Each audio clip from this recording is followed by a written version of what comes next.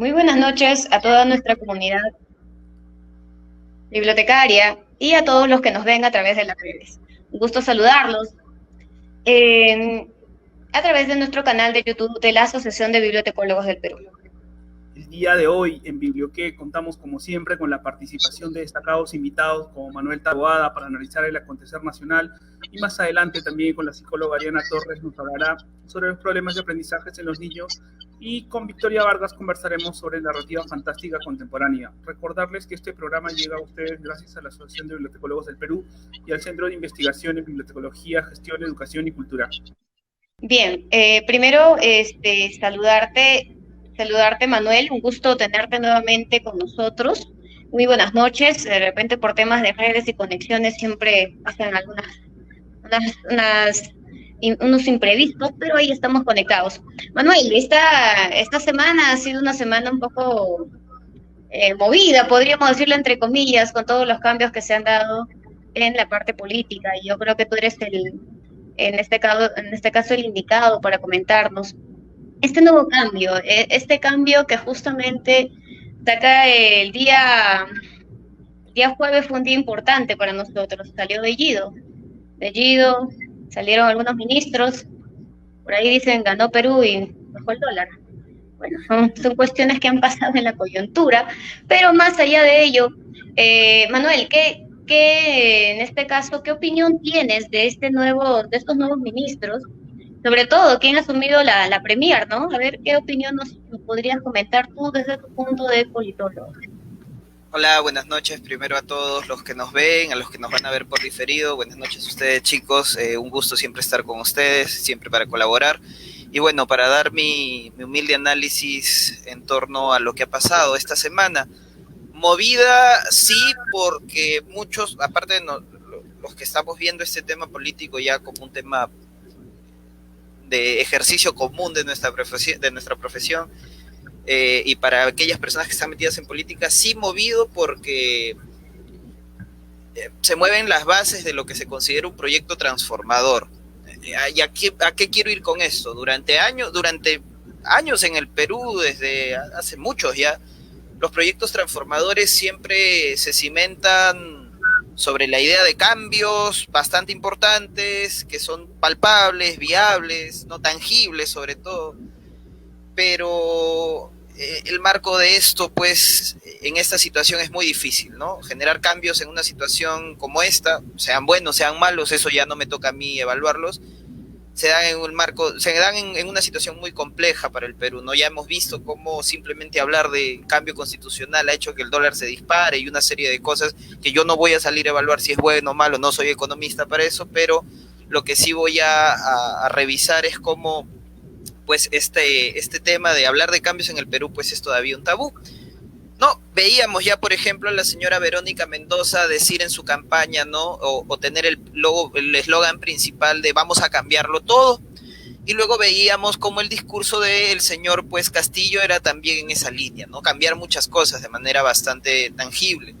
Y lo que hemos visto es que han cambiado los ministros. Y han cambiado los ministros más vinculados al sector del partido, y esto puede levantar muchos problemas o bueno, lo que voy a decir puede ser muy molesto para algunas personas, pero a mí no me corresponde decir las cosas que agraden, sino lo que es el partido que ganó las elecciones. ¿Cómo ganó? ¿Con apoyo de la izquierda? ¿Sin apoyo de la izquierda? Ya, eso es otro tema, pero es el partido que ganó las elecciones, Perú Libre, ¿no? Ganó la primera vuelta, aunque nadie creía que podía pasar la segunda vuelta, y luego ganó las elecciones con el ayuda quizás del antifujimorismo. Esa es otra evaluación. Y bueno, una de las partes plantea pues que tiene que haber un apoyo fundamental del partido de gobierno, que tiene la bancada oficial, ¿no? Con mayoría relativa. Y básicamente lo que hemos visto en estos días, y es algo que a mí me preocupa bastante y a muchos sectores los hace respirar, es el tema de el cambio justo de estas figuras, ¿no?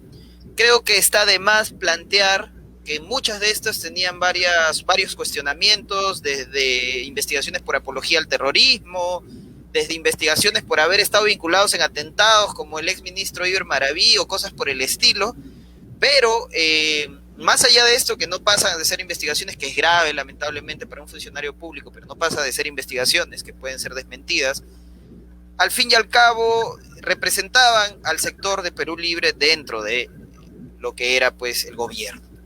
Ahora, hemos visto que han cambiado a uno de los principales actores dentro de la lógica del inicio del gobierno del señor Pedro Castillo, que fue Guido Bellido, que con sus aciertos, desaciertos, o bueno, desaciertos solamente para algunos, representaba a Perú Libre dentro de. En torno a ello, las posiciones han sido pues diversas, ¿no? Yo sí quiero ser muy objetivo aquí porque la posición de algunos puede ser pues que bajó el dólar, entonces todo mejoró, y para otros puede ser pues esto es una traición al estilo Ollanta Humala. Yo no podría decir cuál de las dos en sí, pero sí podría dar similitudes en torno a lo que ha pasado con proyectos transformadores antes. La línea más fácil para desarmar los proyectos transformadores es siempre sacar del juego a quienes impulsaron esos cambios. Cuando se planteaba el gobierno revolucionario de las Fuerzas Armadas, la dictadura de los militares después de Belaúnde, después del primer gobierno de Belaúnde y con la reforma agraria de Velasco, un sector de la izquierda rechaza a Velasco, pero un sector se apega a él, el sector del Partido Comunista Peruano. No es Sendero Luminoso, tengamos criterio para entender que existe un partido que funda Mariátegui. Este sector fue rechazado por Velasco, apenas dijeron nosotros estamos gobernando contigo, Velasco. En el año que gana el señor Ollanta Humala, gana gracias al apoyo de la izquierda. Esto sí es abiertamente conocido. Hay jóvenes de izquierda que, terminando el tema de Ollanta, se han unido al Frente Amplio, al Nuevo Perú, un montón de sectores que ya no son tan jóvenes, pues se sintieron no solamente traicionados, sino despreciados, porque cuando el señor llega al gobierno, rechaza a muchos sectores de izquierda y le dicen, ahí nomás, hijito, por favor, muchas gracias, ahora vamos a gobernar los del Partido Nacionalista Peruano, ¿no? Muchas gracias a todos ustedes, adiós. Cuando la señora Susana Villarán gana en Lima, ¿no? Gracias al apoyo de la izquierda, ¿no? Gracias al apoyo de distintos sectores de izquierda abiertamente, porque la señora no tenía un partido como tal, ¿ya? Lo que se plantea es que esta señora iba a gobernar con su sector y comenzó a apartar a todos los demás. Ahora me podrán decir, es lo mismo que ha pasado, por eso se apartó a Bellido, ¿no? Ahora la izquierda se está unificando, ¿no? Yo no sé si será lo mismo. La idea de la llegada del señor Pedro Castillo no fue de agrado de toda la izquierda. Eso es mentira. Entonces, sí fue de agrado de su partido. ¿Y cuál es la estrategia o cuál es la idea de lo que está planteando ahora? Bueno, prácticamente lo mismo. Muchas gracias. Chao, señores de izquierda. Dime. Viendo que, por ejemplo, ante esas circunstancias, ante este contexto que estamos viviendo actualmente, ¿cómo crees que reaccionará, por ejemplo, Cerrón, que como bien señalas es el dueño del partido, o en todo caso los aliados que ellos tienen? A ver, explícanos, por favor, ¿cuál es tu visión frente a esta realidad que estamos viviendo? Justo a eso quería llegar. Entonces, como para cerrar el temita, la idea es, bueno, gracias Perú Libre, muchísimas gracias, pero ahí nomás, ¿no? Voy a gobernar con los que creo que son los más adecuados. El señor Cerrón, esto también puede generar mucha polémica, está respondiendo como debe responder el secretario general, líder, presidente, bueno, en realidad es secretario general, pero como lo querramos conocer, él es el secretario general de su partido. Y muchos lo están tildando de una persona egoísta, ¿no? Y un montón de cosas. El señor está defendiendo los intereses de su militancia. Claro. El señor está planteando que se siente traicionado, muchos sectores de Perú Libre se están sintiendo traicionados porque ellos ganaron y por las ventanas se les están metiendo un montón de personas que seguramente no conocen. ¿Estarán mal preparados los de Perú Libre? ¿No tendrán experiencia en gestión pública? ¿No tendrán experiencia como funcionarios? Eso no nos corresponde evaluarlo ahorita.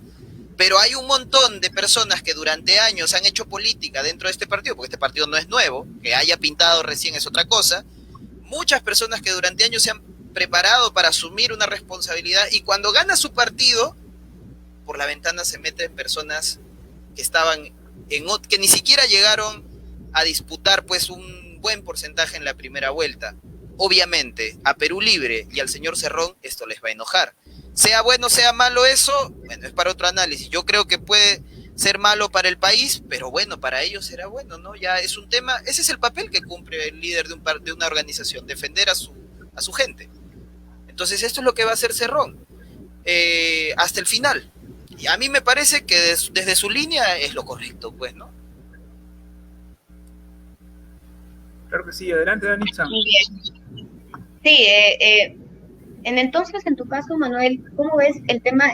Cerrón, por ejemplo, si bien es cierto, ha reaccionado bueno, ante los cambios que se ha dado, pero su forma, como me parece, en este caso, si bien tú dices, está protegiendo, bueno, está haciendo lo que corresponde a su partido, pero más allá de ello, no sé si es la manera adecuada, es oportuna, no sé si tú lo ves. Y lo otro es en el caso de Bellido, ¿no? Bellido cuando también se retira, le hace su discurso y en parte de su discurso dice, bueno, he hecho un trabajo con decoro, no recuerdo la palabra decoro, ahí en mi cabeza ha quedado, ¿no? Entonces, eh, la verdad es realmente ello, porque recordemos que justamente para estos últimos días, Bellido está ahorita con un tema judicial ya, lo mismo que en el caso de Cerrón. Entonces, parece ser que ha sido un día negro para ellos. Entonces, vamos, para ti, ¿cuál es tu opinión respecto a esos puntos? Ya, el análisis de la situación en torno a si fueron o no las formas, a ver, estamos hablando de organizaciones de izquierda, que durante años han sido fuerzas marginales a nivel político en el país, eso es innegable, no son del agrado de mucha gente en realidad, han tenido que apelar al tema identitario, y eso es cierto, a la identificación en torno a lo étnico para poder pues posicionarse en una elección, porque con las meras consignas no se gana, y no, bueno, veamos a Verónica Mendoza, ¿no? Rechazada por un montón de sectores, a pesar de que seas de izquierda y diga vincularse con los sectores de trabajadores, no llegó a pegar. En cambio, el señor pues Castillo sí, por un tema identitario, ¿no? Ya. Entonces, en torno a ello es que reacciona pues el señor Cerrón, en torno a esa formación, en torno a ese marco. El señor no está dando yo no creo que el señor esté dando un mensaje como una persona que entienda que es un funcionario, ¿no? Y por ahí algo de dispensa puede tener, porque efectivamente el señor no es un funcionario, puede reaccionar de esa manera. Él no le debe nada a nadie, él ya ni siquiera es gobernador regional de Junín. Entonces el señor pues está respondiendo como el líder de una organización política. Entonces es súper no comprensible, sino entendible que pueda reaccionar de esa manera. Ahora, Bellido, que es otro caso, ¿no? Hacer bien malas cosas, yo veo que ha sido un tiempo bastante corto, hemos permitido que otros ministros pues en muy corto tiempo terminen. El segundo, creo, ¿no? ¿Perdón? El segundo más corto, me parece. Ajá. El segundo más corto.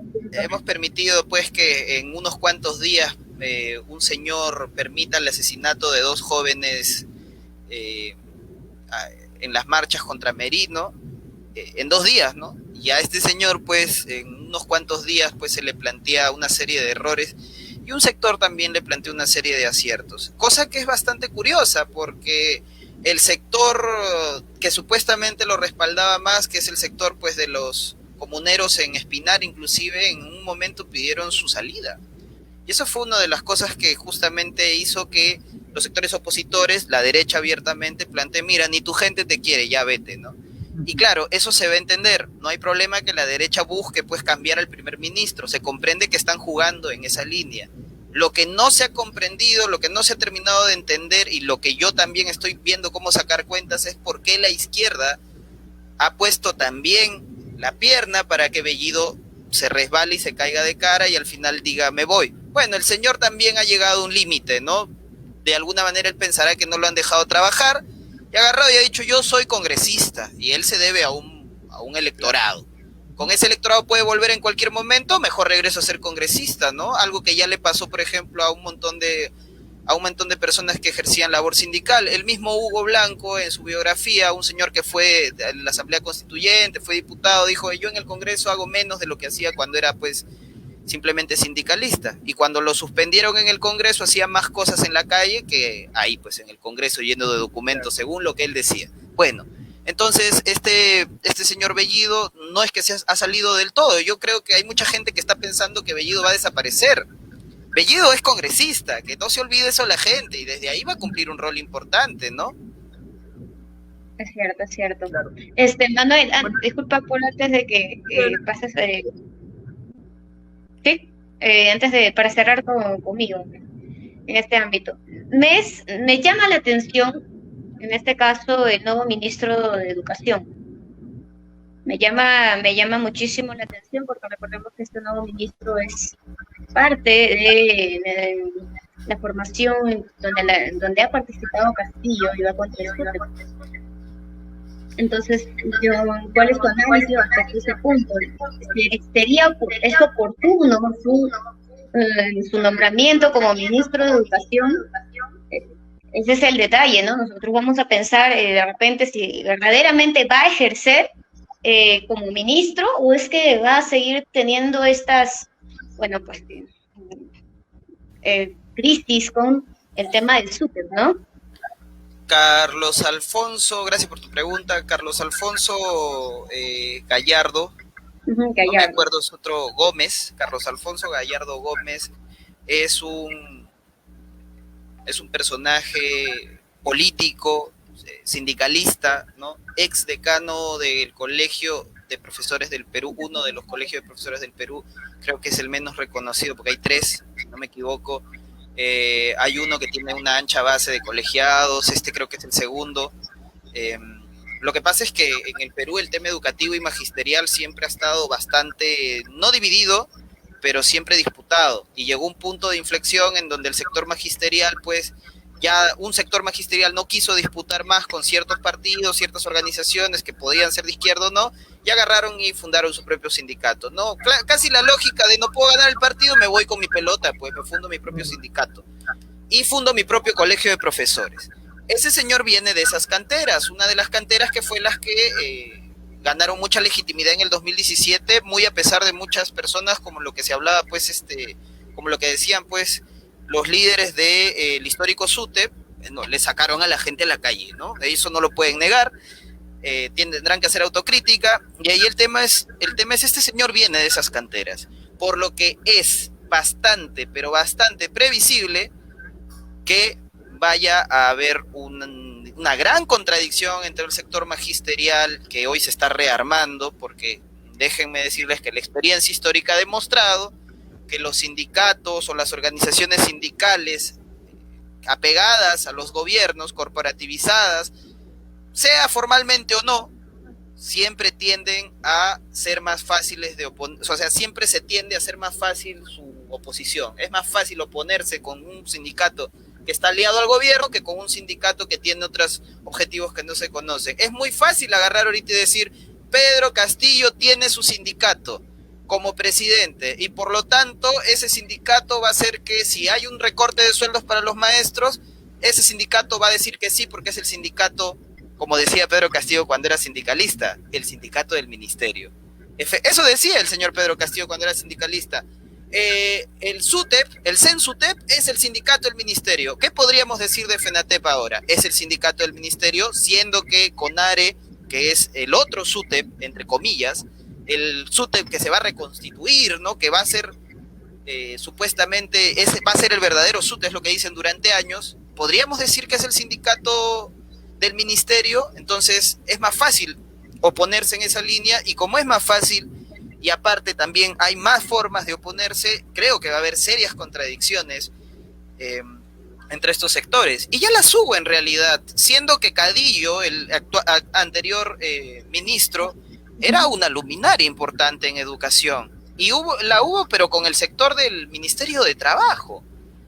Y ahora, teniendo pues en el mismo Ministerio de Educación al señor Gallardo, pues vamos a ver, yo creo, en el sector magisterial muchísimos más problemas. Cuestionable entonces su nombramiento. Bueno, para mí no. Para mí no tanto. Pero yo creo que para el sector magisterial sí. Dime, por favor. Cuéntanos, ya para ir finalizando, ¿qué nos espera más o menos en el corto plazo ¿cómo crees que le hará, digamos, las labores que tiene que desempeñar la nueva Premier en ese aspecto? ¿Cuál es la oposición? Bueno, creo que ahora ya se ganó la bancada oficialista, me parece que está en contra. En todo caso, ¿cómo ves el panorama en el corto y mediano plazo? Ya, el panorama yo lo voy a analizar desde el espectro del sector que siente que está gobernando ahorita. Porque analizarlo desde la oposición, que está recontra desarmada, están en otras cosas, esperemos, o no sé, pues ya veremos si se arma o no. Voy a citar a la señora Rocío Silva Santisteban, hablaba sobre Mirta Vázquez, ¿no? La señora decía que, bueno, ha dicho varias cosas, ¿no? Una de ellas es que se tenía que gobernar con amplitud y apertura política, ¿no? Más allá de ideologías. Primero eso. Lo segundo, que Mirta Vázquez es una mujer independiente y de izquierda, ¿no? Lo que plantea dos cosas. Los sectores que se encuentran dentro de lo que se conoce como el ministerio, serán sectores de izquierda. No podemos hablar de que el Frente Amplio efectivamente esté pues en el ministerio, porque eso es una mentira terrible. Si lo fuera, pues tendría muchas más oportunidades de hacer más cosas. Pero de lo que sí podemos hablar es de que cierto sector de la izquierda no está comprendiendo la situación en la que se están metiendo. No están comprendiendo que esto sí tiene tintes muy ideológicos, y la derecha sí lo está haciendo. La derecha lo está haciendo y por eso cierra filas. Por eso no importa qué postura tú tomes frente inclusive al terrorismo, si tú de alguna manera muestras alguna simpatía con algún acto del gobierno, ya te dicen terrorista. Esto es un tema evidentemente ideológico, a mí me guste o no. Esto no es un tema de simplemente recalcar quién es independiente, porque si lo mejor es ser independiente y los partidos están mal, entonces la izquierda cae sobre saco roto, porque la izquierda siempre se ha fundado en la fortaleza o entre comillas, en la iniciativa de ciertas organizaciones de izquierda, que son los más disciplinados. La izquierda es la que más hace bulla. Si nosotros tenemos esta línea, si nosotros podemos visualizar esta línea desde la izquierda, lo único que le espera, y eso ojalá que no sea así, ojalá haya una reflexión profunda, lo único que yo creo que le espera al gobierno y a estos sectores es pensar, pensar que la derecha, o que van a ganar algún tipo de discusión, ¿no? Porque eso que me digan que no, que el consenso es irreal, que van a ganar todas las pequeñas discusiones, contradicciones que tengan con la oposición, apunte simplemente de mostrarse amables, les puede jugar en contra, porque al final en cualquier momento vas a tener a los mismos sectores que confiaron en la izquierda, por justamente esa postura de enfrentarse a lo que durante años ellos han considerado la gente que no quería el cambio, que era la derecha. Vas a tener esa misma gente volviéndose a alinear a la derecha o alineándose a la derecha, porque hasta es más consecuente que la izquierda, que ahorita pide gobernabilidad, institucionalidad, y ya lo repite tanto que se están convirtiendo en palabras sin contenido, y algunos sectores los cansa, porque en la campaña escuchamos vamos a cambiarlo todo, y cuando llegamos al gobierno vamos a cambiar 3 cosas o 4 cosas. Entonces la gente se cansa, el electorado se cansa bastante de escuchar esos temas, y es algo que no solo pasa aquí, pasa en las universidades, pasa en las asociaciones, en los sindicatos. Una cosa es ser candidato y otra cosa es ser autoridad. Yo creo que si la derecha no está entendiendo que esto va a ser siempre un tema conflictivo, si la izquierda no está entendiendo que esto siempre va a ser un tema conflictivo, van a perder muchas de sus futuras contiendas, aunque ellos quieran creer que no van a haber contiendas. Yo creo que están pecando de ingenuos, o capaz su objetivo de verdad es hacer quedar mal al señor Castillo, y él también se está metiendo cabe, ¿no? Al no entender esto así. Excelente, muchísimas gracias, Manuel. Creo que como siempre ha sido un análisis general, específico en varios aspectos, para ver los diversos temas que están aconteciendo en el país. Te agradecemos por estar con nosotros, y como siempre invitado en las ocasiones que se pueda para seguir viendo el tema político. Muy bien, muchísimas gracias.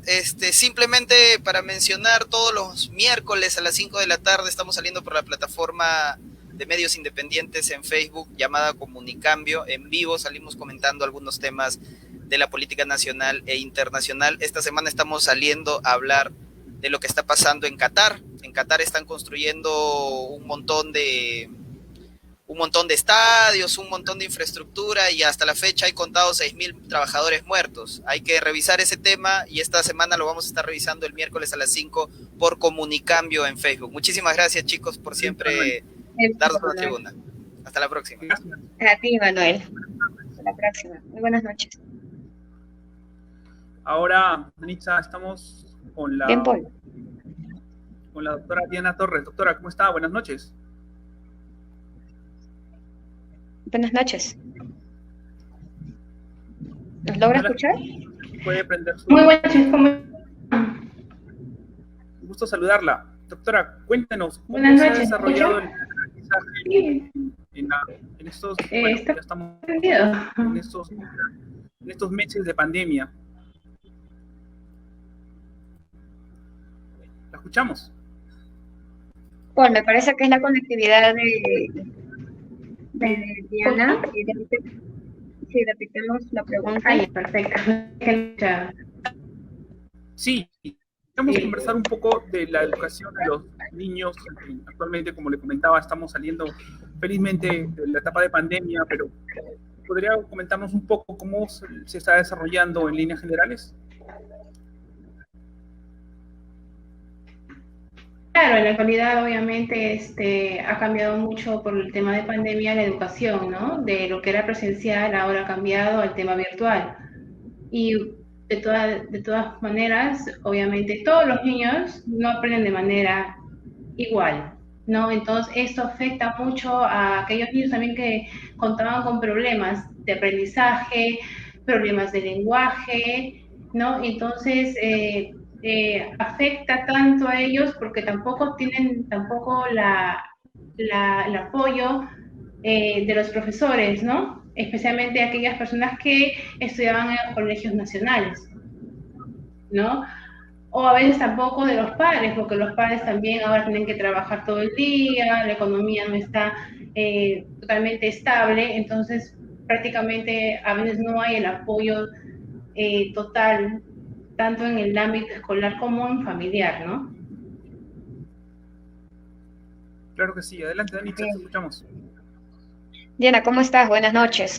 Un gusto tenerte también con nosotros porque estos puntos, lo que justamente vamos a conversar es tan relevante en estos tiempos de pandemia y sobre todo con estos, bueno, con los niños, los jóvenes, quienes al parecer esta educación virtual no ha sido tan eficaz, podríamos decirlo, entre comillas.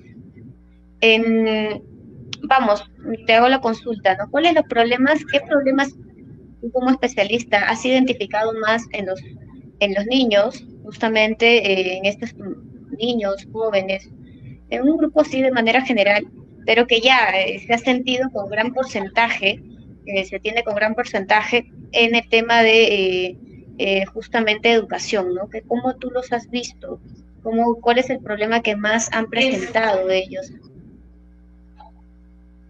Es que yo lo veo por edades. Si estamos hablando a nivel inicial, a partir de los 3 años para arriba, yo he podido identificar que mayormente vienen a consulta por tema de que los niños no pueden hablar a partir de los 3 años para adelante. Y los padres obviamente se preocupan por eso, ¿no? Porque a partir de los 3 años los niños tienen que hablar y aprender, decir palabras de 2 sílabas, oraciones con 2 palabras, cosas básicas, y a veces los niños no hablan, ¿no? Entonces eso preocupa. Ya si tú me dices a partir de los 5 años para adelante, y que no puedan aprender a decir, por ejemplo, algunos consonantes que son básicas, la M, la P, ya vendría a ser ya un problema de lenguaje. Y si ya vienen ya con problemas de que para distraer a todos lados, de que el niño no se concentra, ya conlleva a otra cosa que vendría a ser, por ejemplo, podría ser un problema de aprendizaje que vendría a ser una dislexia, ¿no? Si tiene problemas en la escritura, una disgrafia, problemas en la ortografía, disortografía, problemas en cálculos matemáticos, discalculia. Esos son los problemas de aprendizaje. pero la dislexia, la disgrafia, la disortografía también es considerado un problema de lenguaje en lo que es el lenguaje escrito, ¿no? Aunque también hay otras dificultades en el lenguaje oral, que también podría ser la dislalia, la diglosia, disartria y muchas más, que también perjudican, ¿no? Obviamente en el tema del aprendizaje. Así es, sí. Que nosotros tenemos un niño en casa, por ejemplo, nuestros hijos, y están padeciendo ese tipo de... ¿Qué es lo que deberíamos de hacer aparte de llevarlos al especialista? ¿O cómo podrías apoyarlo para que de alguna manera pueda superar eso? Primero tendríamos que estar pendiente, ¿no? Observar qué es lo que le falta. Por ejemplo, si él nos pide ayuda, depende de lo que él nos diga. Por ejemplo, si él me dice no puedo leer porque no entiendo, porque las palabras se me mueven, es un tema claro de dislexia, ¿no? Que tiene que ver mucho con el tema neurológico, ¿no?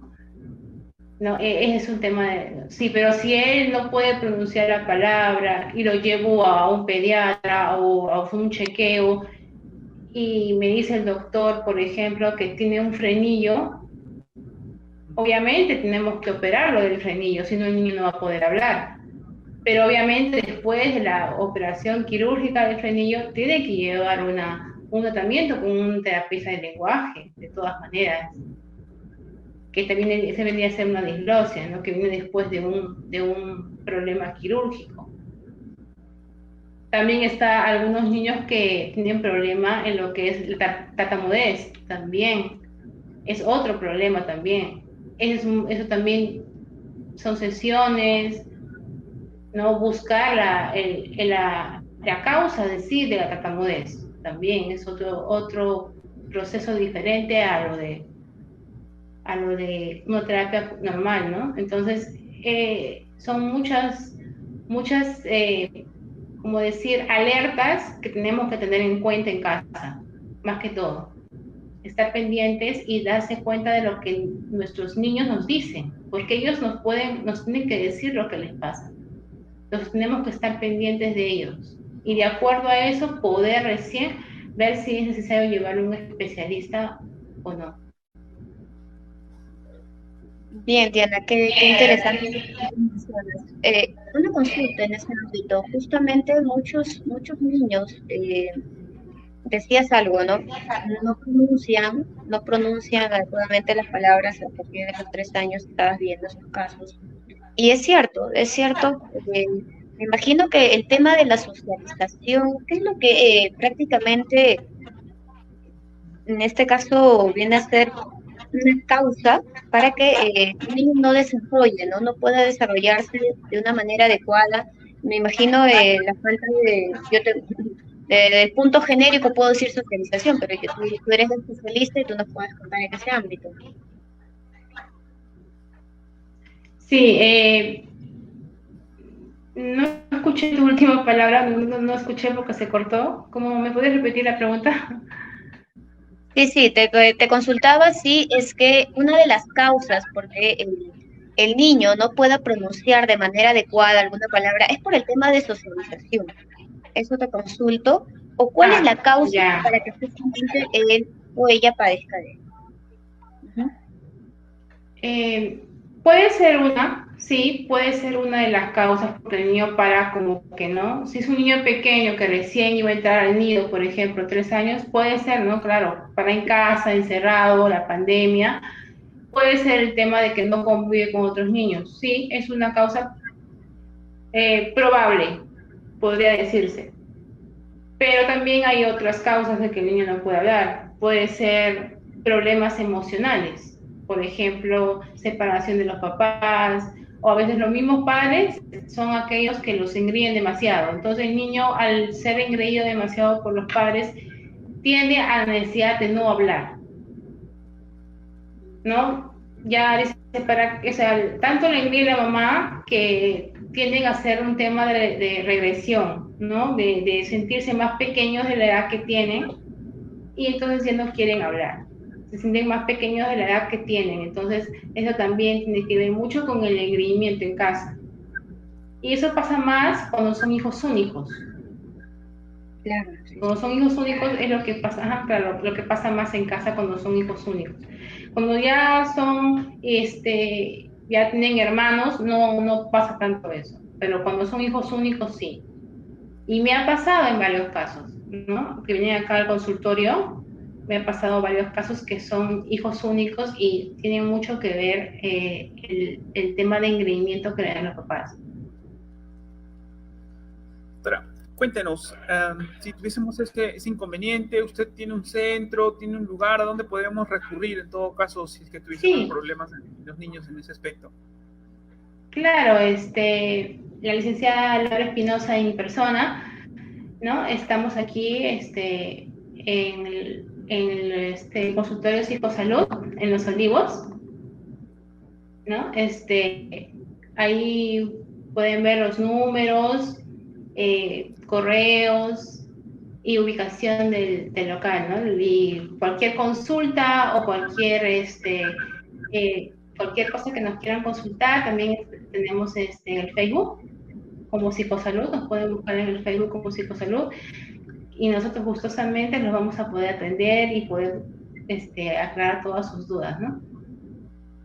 Creo que sí, ahora lo compartiremos en los comentarios el enlace para que puedan acceder las personas que están interesadas y también tener en consideración este problema que algunos niños en el país pudieran estar sufriendo y de alguna manera sacar adelante y llevarlo. Doctora, quería hacerle una consulta respecto a eso.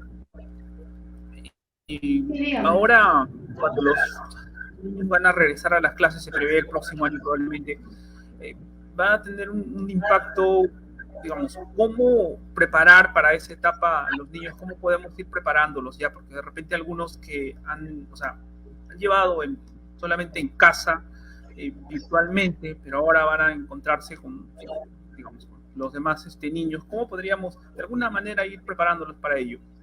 Aparte de los cuidados, los protocolos que deberían tener.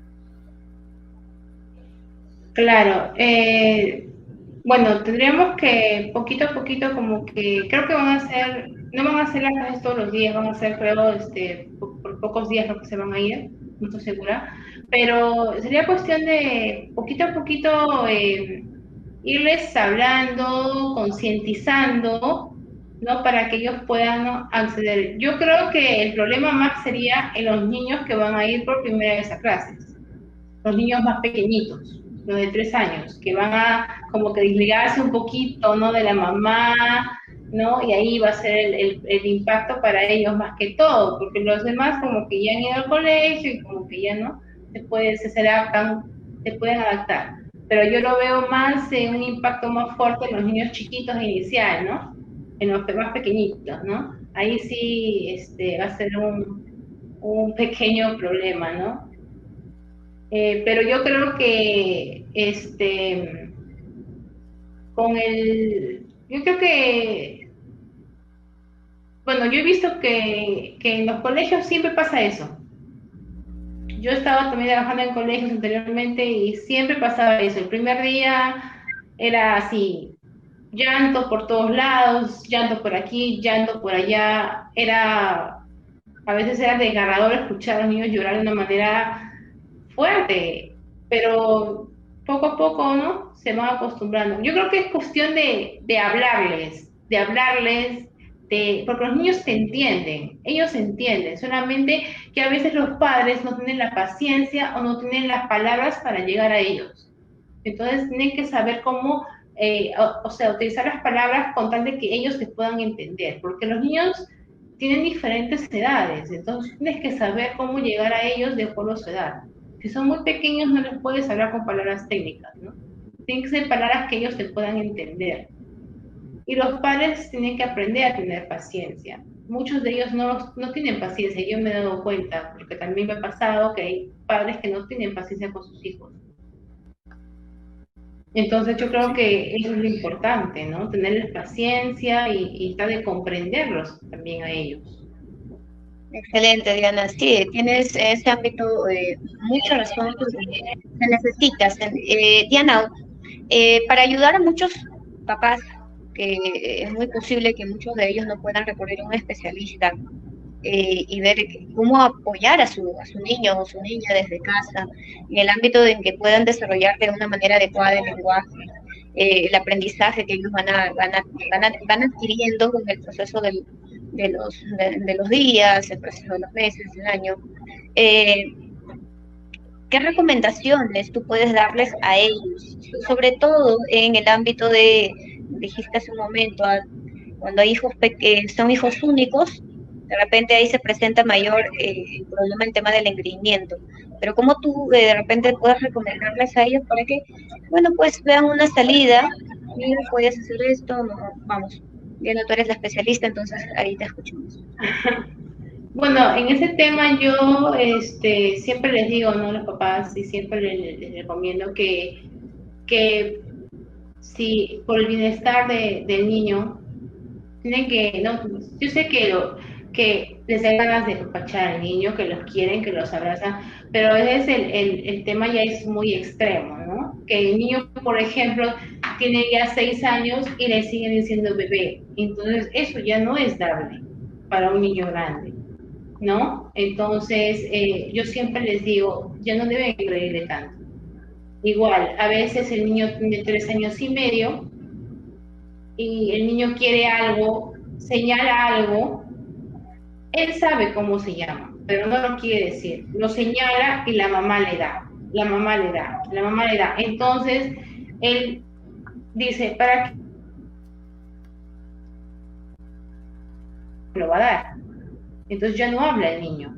Entonces la mamá hace eso. Entonces yo siempre les digo, ¿no? Que sea que Claro. quiera el niño, lo ayude para que él pueda hablar, para que él pueda mencionar, para que lo ayude a su hijo, ¿no? Para que, o sea, que no le exija que él hable prácticamente, ¿no? Que si él quiere algo, que le diga, dime cómo se llama, tú sabes cómo se llama, dímelo y yo te lo voy a dar, algo así, pero, ¿no? De una manera más maternal, ¿no? Porque ella es una mamá, ¿no? Entonces, de esa manera el niño lo va a hacer, va a tener la necesidad de hablar, va a tener la necesidad de decir las cosas.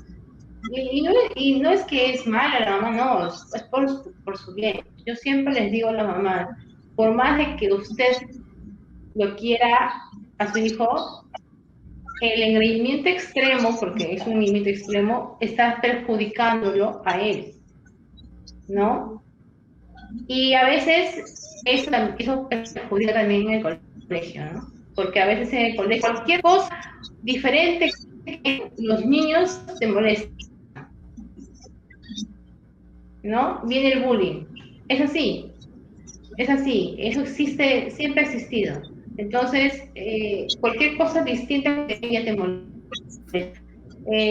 Por eso es que yo siempre más y siempre les recomiendo, les digo ahora también por eso de que no deben engreír tanto al extremo.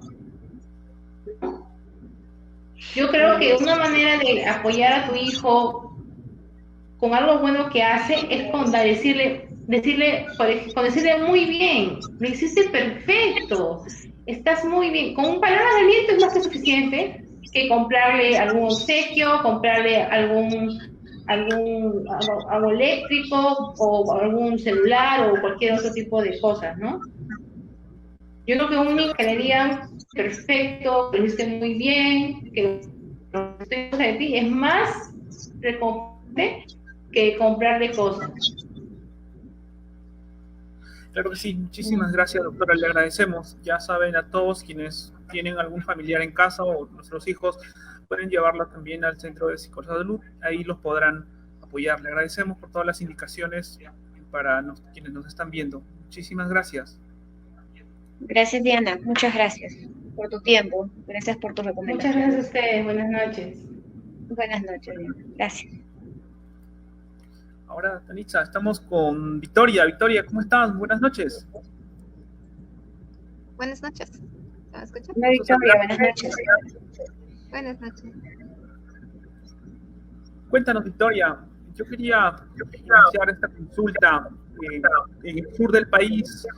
La semana pasada, en realidad, hubo bastante polémica aquí en Lima sobre algunos escritores que habían sido, o aparecían en una lista del Ministerio de Cultura. Cuéntanos, ¿cómo va la literatura, los escritores allá en la parte sur del país?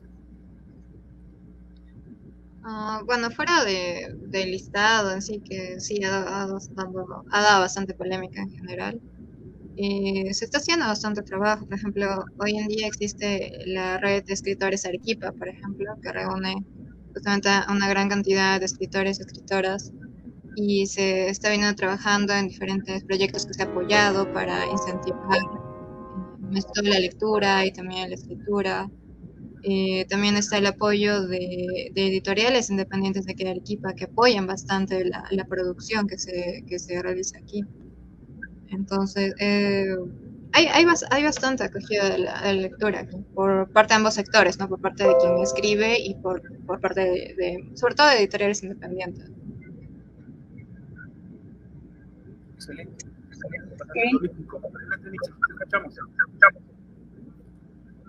Victoria, si bien es cierto, genera polémica el hecho de este listado que subió la semana pasada con un colega tuyo,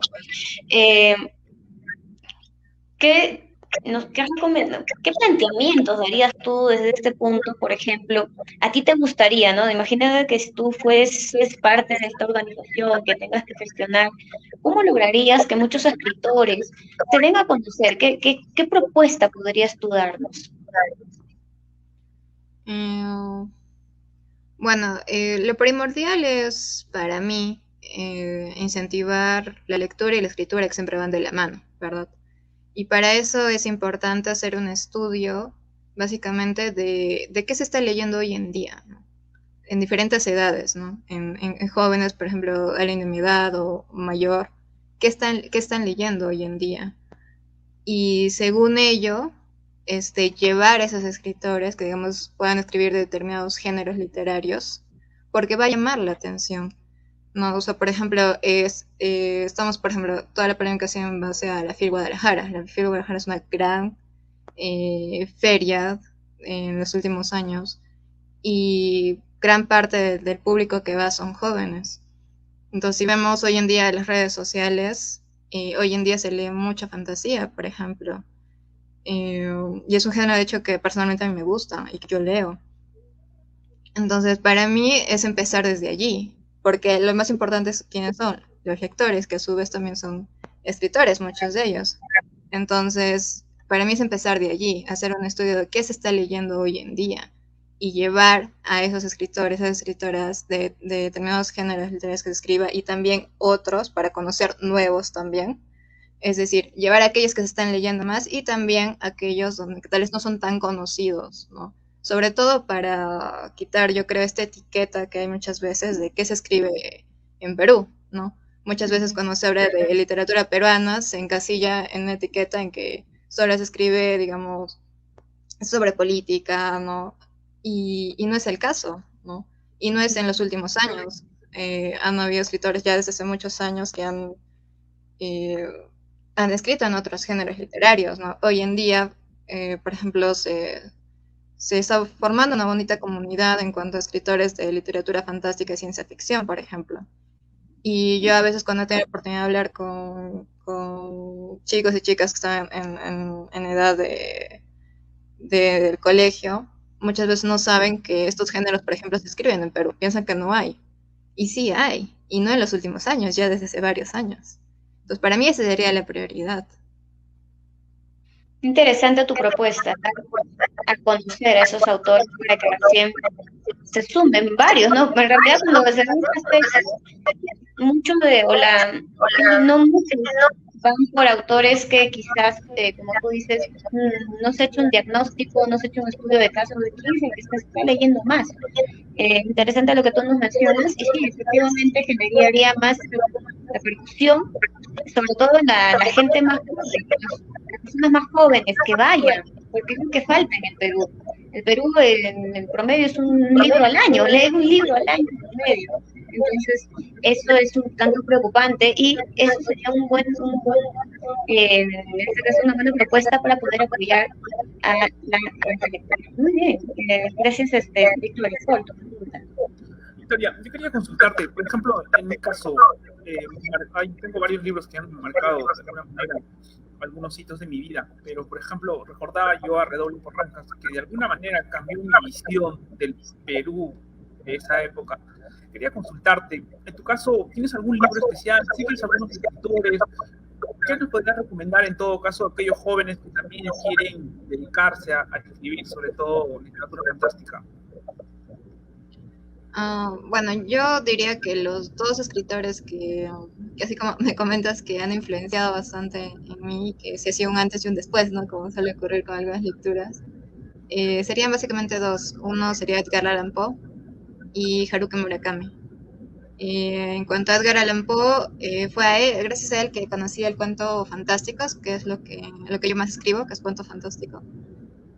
Y justamente lo conocí en quinto secundario, es cuando empecé a leer sus cuentos. Y me gustó mucho, porque hasta ese entonces yo ya tenía un hábito lector, pero sobre todo de novela, ¿no? Recién en ese año es cuando empecé a leer cuentos como tal.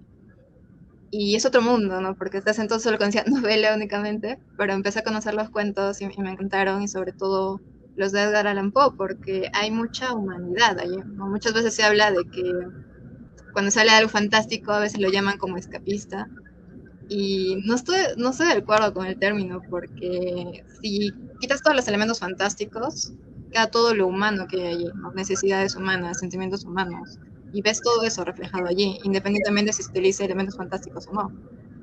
Y de ahí Haruki Murakami, que lo conocí unos años después de salir del colegio, con Crónica del pájaro que recuerda al mundo, que también fue un antes y un después en mis lecturas. Es un libro maravilloso que es dentro del surrealismo, que es otro género que me gusta bastante, y que de hecho me gustaría escribir una novela corta que sea de este género, ¿no? De ahí otro que también fue importante para mí es El nombre de la rosa, de Humberto Eco, que lo leí cuando estaba en la secundaria. Es para mí uno de los mejores libros de misterio que hay. Y por mencionar uno más actual, sería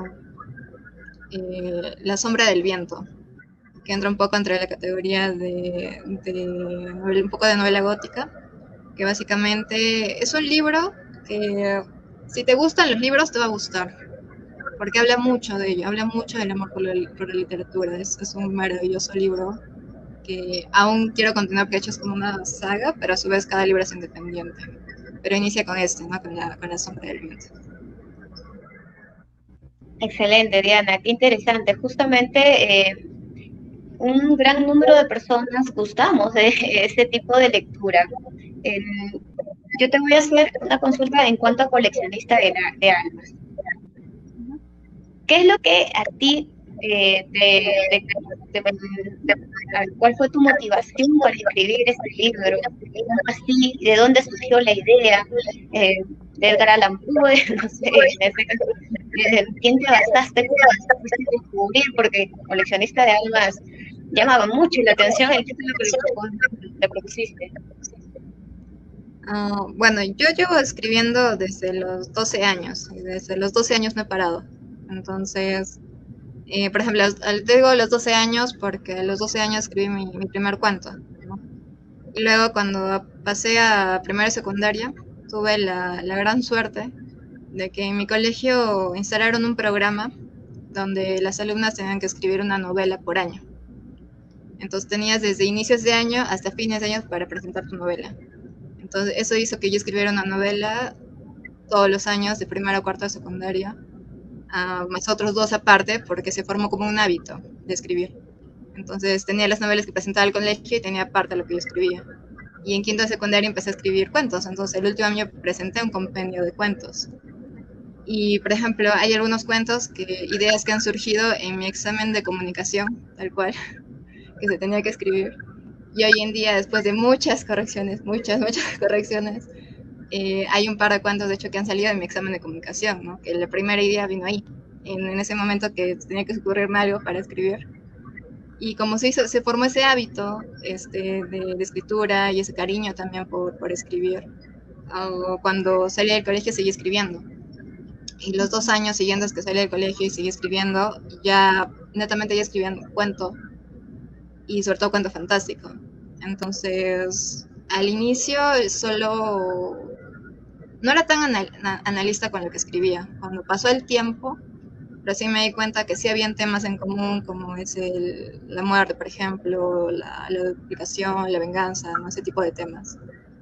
Y fue explorando, fue un hobby que lo descubrí a los 12 años, que descubrí que me gustaba y lo continué, y al día de hoy lo estoy continuando. Entonces fue una suma de todo, porque fueron historias que se me fueron ocurriendo, a veces por un personaje que se me ocurría y quería explorar más ese personaje, otras veces porque era algún tema, entonces quería explorar ese tema. Y, por ejemplo, algo que me gustó de Edgar Allan Poe es que algunos de sus cuentos están interrelacionados, ¿no? O tienen segundas, terceras partes. Y a mí me encantó eso, entonces yo empecé a hacer eso. Entonces es por eso que algunos de mis cuentos están interrelacionados en algunos personajes, ¿no? Puedes encontrar un personaje mío en determinado cuento y en otro puede que también aparezca, donde tal vez no es el protagonista, pero allí está, ¿no? Y al final hizo que se formara como un mundito. Entonces como que los 2 libros, de hecho, a pesar que cada cuento es independiente, se ha formado como un mundo donde conviven todos, ¿no? Y de hecho el tercer libro que estoy preparando es parte de este mundo, ¿no? Básicamente así es. Claro que sí. Victoria, me alegra mucho y te felicito también. Quería preguntarte, ¿cómo tomaste ganar el 10º concurso de cuento vivo denominado Batalla Literaria? En todo caso, tu cuento, el intérprete de la muerte, ha recibido muchos elogios. ¿Cómo así se dio o se gestó esta historia para que puedas escribirla, para que puedas desarrollarla? Bueno, en cuanto al concurso, fue toda una sorpresa. Justo en ese tiempo estaba batallando bastante para escribir. Y desde que me enteré del concurso quería participar. Es una idea maravillosa el hecho de poder escribir un cuento en vivo. Te reta demasiado y me gusta mucho retarme. Entonces, es de las mejores experiencias que he tenido en cuanto a escribir. Y por lo mismo me alegró mucho haber ganado, ¿no? Incluso, de hecho, los 2 primeros cuentos que escribí no tienen ningún elemento fantástico, ¿no? Son netamente realistas, de hecho. Los 2 primeros, al menos. Y en cuanto al cuento del intérprete de la muerte, no recuerdo exactamente cómo inició, la verdad. Ya ha pasado un tiempo, pero sí recuerdo que tuve como esta imagen en mi mente de la personificación de la muerte. Y quería explorar justamente eso, la visión de la muerte hacia nosotros, ¿no? Y a su vez diferentes maneras de morir, que es lo que se puede ver en el cuento, ¿no? Entonces, más que todo es explorar, ¿no? Como dije, muchos de los cuentos surgieron por eso, por explorar un determinado tema. Y creo que un tema que siempre va a estar muy ligado a nosotros como seres humanos va a ser la muerte, ¿no? Por el mismo misticismo que hay tras ello, o el miedo que pueda haber tras ello, y porque al final de cuentas todos lo compartimos, ¿no? Es lo que de alguna forma involucra mucho cómo es el ser humano, el hecho de que sabemos que somos seres mortales. Entonces, por lo mismo me parece un tema muy interesante para explorar, y más sobre todo con elementos fantásticos, porque no hay limitaciones en cuanto a lo que puedas ir explorando.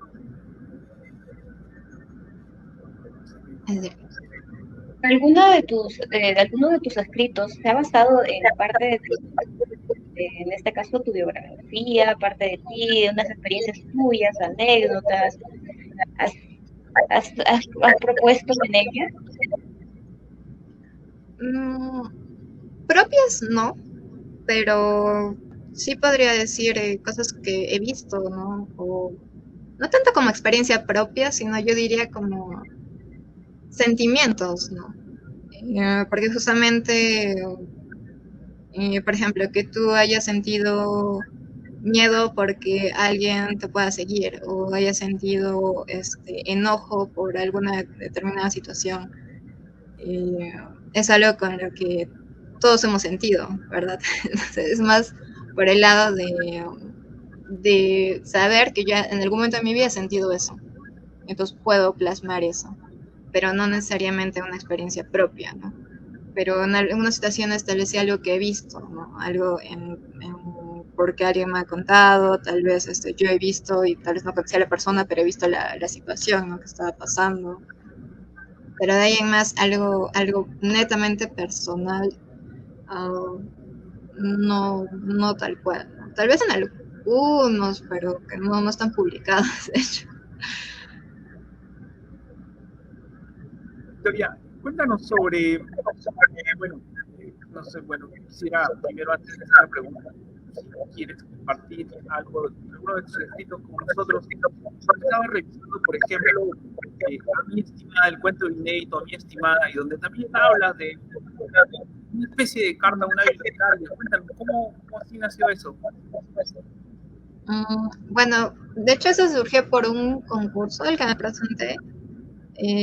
No gané. Pero la idea me gustó mucho porque la temática del concurso era escribir sobre algo que esté relacionado a los libros, ¿no? Ya sea como lector, como escritor, no como gestor literario. Ese era el tema. Entonces yo quise abordarlo desde el lector, ¿no? Sí, básicamente desde esa parte, ¿no? Desde el que lee. Y cómo nos podemos involucrar tanto con los libros, al final de cuentas. Y teniendo en cuenta ese tema es que empecé a no pensar cómo lo podría plasmar y qué exactamente quería contar, y considerando también que había un límite de palabras, ¿no? Cuando lo presenté, ya después lo corregí para poder compartirlo, ¿no? Cuando se compartió justamente en el diario. Y básicamente lo que quería era eso, explorar qué tan cercano puede ser una lectura a nosotros, ¿no? Y cómo muchas veces, como se plantea en el cuento, puede ser algo que te acompaña, tal cual como una persona que te acompaña en determinada situación. Entonces, gira básicamente en torno a ello. Excelente, Victoria. Me gusta escucharte, de verdad. Vamos, yo solamente te puedo preguntar, hay muchos jóvenes, tú empezaste a los 11, 12 más o menos, creo que por una edad, y hay muchos que están escribiendo, y quizás el miedo al que dirán, el miedo al repente, no, ¿para qué hago con mi tiempo por aquí? ¿Qué recomendaciones ahí les dirías a ellos? Porque vamos, Victoria ahora es conocida, ella justamente nos decía, Victoria, hace un momento tú decías, gracias a mi colegio que me hicieron escribir cada año, desarrollé un hábito. Y quizás eso sería oportuno en este caso para muchas instituciones expandir, ¿no? Hacer emular esa forma de actividad, esa forma de ejercicio en la que ha llevado a que tú te desarrolles de una manera efectiva. Entonces, ¿qué consejos le darías ahora a los jóvenes? De repente su colegio no les exige, pero tienen ya esa iniciativa. Bueno, yo creo que todo parte del gusto, ¿no? Te tiene que gustar. Y nosotros, o sea, como seres humanos, tenemos que experimentar las cosas para saber realmente cómo afectan a nosotros. Porque no es lo mismo que alguien te diga, por ejemplo, yo puedo decir cuánto me gusta leer o cuánto me gusta escribir, pero no necesariamente la otra persona a quien se lo estoy diciendo lo va a sentir de la misma manera, porque no lo ha experimentado. Entonces, es importante que se tenga esa experiencia, y también es importante que sea una buena experiencia. Entonces, ¿qué pasa muchas veces? Que es algo que también me ha pasado a mí en el colegio, ¿no? Por ejemplo, se tiene el plan lector, ¿no? pero en ese plan lector, si bien es muy importante conocer qué escritores, qué escritoras de nuestro país o extranjeros han dejado huella con lo que han escrito, también es importante conocer qué se está escribiendo hoy en día. Y también es importante conocer diferentes géneros literarios, no los mismos de siempre, sino qué más hay aquí y en el extranjero, qué se está escribiendo. Porque lo que pasa muchas veces es que queremos formar lectores, pero terminamos formando lectores obligados, que al final de cuentas terminan odiando leer, porque a nadie le gusta que lo obliguen a hacer nada. Es algo nato de nosotros, no nos gusta. A ninguna persona le va a obligar que te obliguen a hacer algo. Entonces, yo siempre le he planteado así, ¿es bueno conocer todo eso? Sí, es muy importante. Pero dentro de todo lo que le estás dando a conocer, déjalo escoger qué quiere leer. Dentro de todo lo que le estás mostrando que es importante conocer, déjalo escoger qué quiere leer. Porque si hablamos de escribir, hablamos de leer, y todo parte de allí. Entonces es importante que se dé ese espacio de poder decidir uno que quieres realmente leer, ¿no? Por ejemplo, en mi caso, tuve la fortuna que hubo siempre libros a la mano, y tuve a mi abuelo, que mi abuelo jamás en la vida me dijo lee, jamás, pero yo lo vi a él leyendo toda su vida. O sea, mi abuelo jamás me dijo lee, pero yo lo vi leyendo. Y eso hizo que a mí me diera curiosidad de agarrar un libro en mi casa y leerlo. Entonces surgió. Entonces yo puedo dar desde mi experiencia el hecho de que una persona te diga lee. Basta un modelo, porque así aprendemos cuando somos chiquitos, basta un modelo y basta que tengas la oportunidad, como fue en mi caso, que había libros en mi casa y los empecé a leer. Entonces, para mí, empezamos desde ahí, empezamos desde la lectura, ¿no? Y para aquellos que ya han encontrado que esto les gusta porque han tenido la experiencia, que ese es otro punto, que te den un espacio donde tú puedes experimentar diferentes cosas, ¿no? Como yo tuve la suerte que en mi colegio instalaron ese programa y a su vez me dieron la oportunidad, me dieron el espacio de yo intentar escribir y darme cuenta que me gustaba. Entonces eso también es lo que falta, tener ese espacio abierto para descubrir eso, ¿no? Porque, por ejemplo, el tema de la novela que teníamos que escribir en mi colegio era libre, completamente libre. Entonces eso también es importante, porque si te limitan más, puede que ya no te dé tanta emoción hacerlo. Y para aquellos que de por sí ya han encontrado esto y ya les gusta, ya están escribiendo, creo que una de las cosas que más recomendaría es escribe lo que a ti te gustaría leer. Aquello que tú quieras leer y que tal vez no has encontrado, escríbelo tú puedes escribirlo. O si bien has encontrado algo que te gusta y te gustaría hacer algo parecido, hazlo, pero hazlo a tu manera. Eso es lo que más recomendaría a los que están escribiendo. Y también que es bueno también abrir, yo sé que cuesta, a mí me costó mucho empezar a compartir lo que escribía, pero también es importante, sobre todo, tal vez si es algún amigo, alguna amiga cercana, que te pueda dar una opinión constructiva de lo que estás haciendo, o tal vez alguien del sector editorial que te pueda dar una opinión también. Es algo que yo empecé a buscar y gracias a eso pude contactar con la editorial con la que publico y me dio la oportunidad de publicar. Entonces realmente nunca sabes, ¿no? Es dar ese paso de atreverte a ir mostrando y recibiendo comentarios que no siempre van a ser buenos y no necesariamente tienen que serlo todo el tiempo, porque eso también te ayuda a mejorar al final de cuentas. Pero es importante que tú des ese paso a mostrarlo y que recibas de la mejor manera posible lo que te puedan decir. Y si quieres publicar, búscalo, ¿no? Hoy en día, hablando de Arequipa, yo puedo dar fe de que hay editoriales independientes que apoyan mucho todo esto. Y es importante. Entonces, para mí, que siempre es lo más importante es esa libertad de decisión. Siempre. Claro que sí, excelente. Creo que quedamos con esa reflexión final, ¿no? De la libertad, de elegir lo que uno realmente le interese y también leer, guiarse en lectura. Siempre uno va a sacar lo mejor iba a seguir adelante. Muchísimas gracias, Victoria, por estar con nosotros. Igual yo quería hacer la invitación, hoy tienes nosotros podemos apoyar en lo que se pueda en la difusión de tus obras, que nos parece excelente, siempre con nosotros. No sé si tienes algunas palabras, Danitza, al respecto de ello.